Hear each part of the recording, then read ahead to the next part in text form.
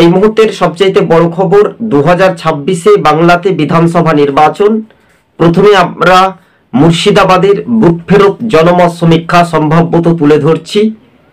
2026-এ অনেকটাই পরিবর্তন হতে পারে। সিপিএম, তৃণমূল, কংগ্রেস, বিজেপি সহ অন্যান্য রাজনৈতিক দল সেই রকম ভাবে কি মাথা চেড়ে উঠতে পারবে? মুর্শিদাবাদের বিধানসভার আসন সংখ্যা 22টি। আমরা প্রতিটি জেলা ভিত্তিক পার্ট 1 পার্ট 2 করে তুলে ধরব। মুর্শিদাবাদের কোন কোন জেলা থেকে কংগ্রেস আসন পেতে পারে সমস্ত তথ্য কিন্তু আপনাদেরকে এক নজরে আমরা বলতে চাই।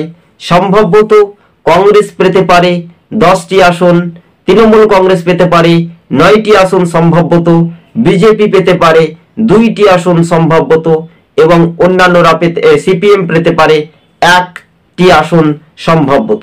আবার এটাও হতে পারে কোন কোন আসন কংগ্রেস পেতে পারে। প্রথমে আমরা দেখব বহরমপুর লোকসভার, যেহেতু একেবারে দাপট সেখানে বহরমপুর। এছাড়া আমরা দেখতে পাচ্ছি কান্ধি, বেলডাঙ্গা, বড়ুয়া, ভগবানগোলা, রানীনগর, শামশেরগঞ্জ, লালগোলা, বহরমপুর। এছাড়াও এগিয়ে থাকতে পারে ফারাক্কা ও নওদা বিধানসভা, শামশেরগঞ্জ। বাকি আসন ডোমকলে কি সেই রকম সিপিএম প্রভাব ফেলতে পারবে? সিপিএম 1টি আসনে খুব জোর হলেও, ভাগ্যের জোর হলে তারা খাতা খুলতে পারে সম্ভবত। তৃণমূল কংগ্রেস 9টি আসনে এগিয়ে থাকতে পারে সম্ভবত। তারা এগিয়ে থাকার সম্ভাবনা খড়গ্রাম, নবগ্রাম এইসব আসনগুলোতে তৃণমূল কংগ্রেস এগিয়ে থাকবে। তবে স্বাভাবিকভাবে আপনাদেরকে যে সমীক্ষাগুলি তুলে ধরছি এটাও হতে পারে মুসলিম ভোটের ফ্যাক্টর হতে পারে রাজ্যের শাসক দল তৃণমূল। যদি কিনা হিন্দুর পরিসংখ্যান যদি ভোট, সেই ভোটটা যদি কিছুটা অঙ্কে বিজেপি পায় তাহলে তাদের জিতার চান্স ছিল। তো আমরা ধরে নিচ্ছি তারা কিন্তু মুর্শিদাবাদ লোকসভা কেন্দ্রটি বিজেপি জিততে পারে। এদিন যদি ধর্মীয় মেরুকরণের রাজনীতি নিয়ে ভোট হয় তাহলে তারা কিন্তু সর্বস্তরে কিন্তু আমরা যদি দেখি আরো একটি আসন কংগ্রেস পেতে পারে, সেটা হচ্ছে নওদা। এক কথায় বলা যেতে পারে যে নওদার রাজনৈতিক চিত্র সেটাই এক প্রকারের 100% বলা যেতে পারে কংগ্রেস 9টি আসনে, 9 থেকে 10টি আসনে এগিয়ে থাকতে পারে। এছাড়াও আমরা দেখতে পাচ্ছি বিজেপি 2 থেকে 1টি আসনে এগিয়ে থাকতে পারে।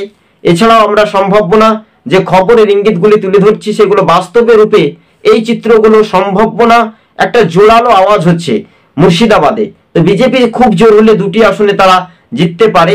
যেহেতু বহরমপুরে কি ভাগ্যে জিতেছিল, সেটা কি জিততে পারবে না, সেটা কিন্তু তাদের হাতছাড়া হতে পারে। তো 2026-এ যখন একই সঙ্গে ইলেকশন হবে তখন কিন্তু উপনির্বাচন বা বাই ইলেকশনটা কিন্তু চিত্রটা প্রত্যাবর্তন থেকে পরিবর্তন হতে পারে, এমনটাই খবরের সম্ভাবনা। সবুজবঙ্গ নিউজ আপনাদের সঙ্গে আমরা তুলে ধরছি।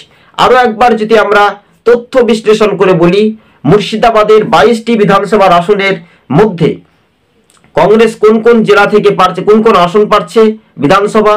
নওদা, বহরমপুর, এছাড়াও আমরা দেখতে পাচ্ছি বেলডাঙ্গা, এছাড়াও দেখতে পাচ্ছি আমরা বড়ুয়া এবং কান্ধি।